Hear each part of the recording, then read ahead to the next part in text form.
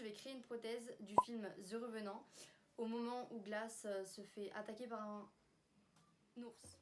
Les prothèses ressembleront à ça. Tu auras besoin de plastilina ou de l'argile, du plâtre et de la vaseline, et le produit phare, le silicone, le Plastigel 00. Et sans oublier les outils de sculpture. Nous allons récupérer de la plastiline ou de l'argile, malaxer la plastiline pour que la plastiline soit moins dure, et ensuite positionnez-la sur une surface plate. Ce n'était pas du tout pratique, donc j'ai mis sur une feuille, mais vous verrez qu'à la fin c'était pas pratique non plus. Ensuite nous allons dessiner une entaille pour pouvoir former la blessure. La taille et la forme de la blessure sera en fonction de ce que vous désirez. Après ça, vous allez enlever la plastiline qui est au-dessus de la sculpture. Mais moi, vu que malheureusement le support était mauvais, ça m'a tout décollé. Ensuite, vous allez tracer des plis et ajouter de la profondeur à votre prothèse. Ensuite, avec votre outil, vous allez dessiner les deux autres prothèses. Et après ça, vous allez venir lisser les bords de la prothèse, car sinon le rendu ne sera pas réaliste. Ensuite, vous allez créer des petites boules qui ressembleront à de la graisse. Vous allez ensuite les récupérer et les placer dans les endroits creux de la prothèse, une par une pour pouvoir apporter du relief et faire comme si l'épiderme, le derme et l'hypoderme étaient touchés et qu'en dessous on avait la graisse. Ensuite, nous allons passer à l'autre prothèse, celle qui est au niveau du cou. Avant ça, vous allez aller préalablement mesurer votre cou et ensuite avec un crayon, marquer les bords. Vous allez récupérer de la plastiline et la poser sur votre plan. Vous allez l'étaler, puis former plusieurs blessures et de relief. Après ça, on va passer au coffrage. J'ai préalablement découpé du carton et collé sur la fiche. Et j'ai aussi rajouté des overflows. Maintenant, nous allons prendre de la vaseline et le déposer sur la prothèse pour ne pas que le silicone adhère à la prothèse. Vous allez en mettre dans tous les recoins de la prothèse et même sur votre plan de travail. Je fais de même sur l'autre prothèse, j'en mets de partout. Puis ensuite, nous allons passer au plâtre. Je vous conseille d'aller voir une vidéo spéciale sur le plâtre, mais ajoutez de l'eau et saupoudrez le plâtre sur l'eau, jusqu'à que le plâtre effleure la surface. Et ensuite, je malaxe bien le plâtre pour ne pas avoir des grumeaux qui s'installent.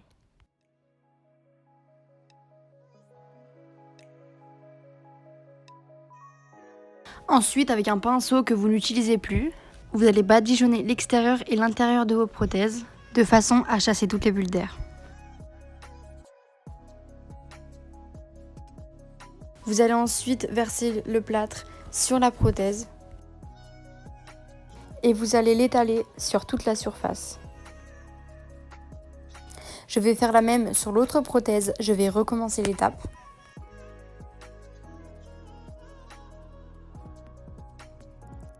Je vais ensuite taper la planche sur la table pour qu'il n'y ait aucune bulle d'air.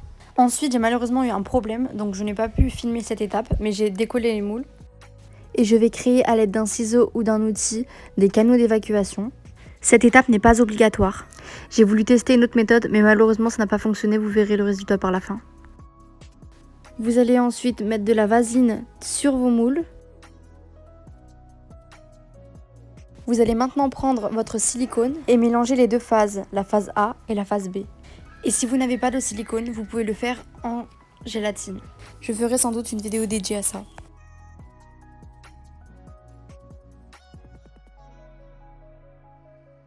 Ensuite, les deux phases mélangées, vous allez rajouter du fond de teint de la couleur de votre choix. Et on mélange jusqu'à obtenir un liquide homogène. Cette étape vous sera utile seulement si vous avez fait les canaux d'évacuation. Vous allez donc prendre de la glycérine et en mettre sur votre plan.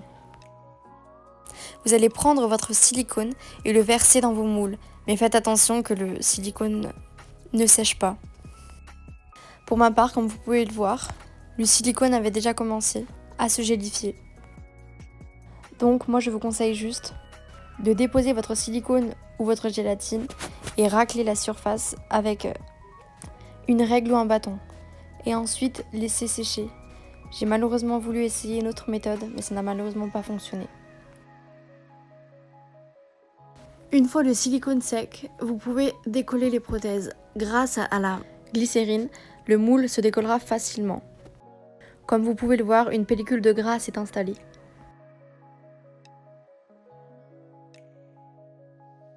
Vous allez ensuite décoller délicatement vos prothèses, soit avec du talc ou de la poudre libre, pour éviter la déchirure de la prothèse. Cette étape a été légèrement un échec, mais vous allez voir que juste après, les prothèses maquillées et colorées sont parfaites.